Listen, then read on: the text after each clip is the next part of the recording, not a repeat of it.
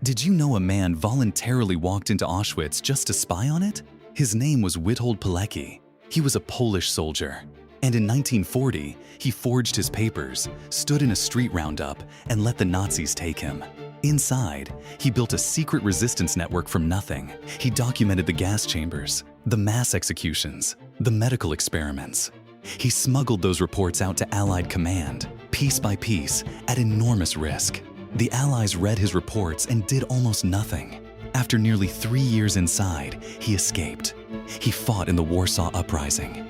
He survived the war. Then the communist government that took over Poland arrested him. They tortured him for months. In 1948, they put a bullet in the back of his head and buried him in an unmarked grave. The man who chose Auschwitz, who gave the world its first proof of the Holocaust, was executed by the country he bled for. He wasn't forgotten by history. He was erased by it.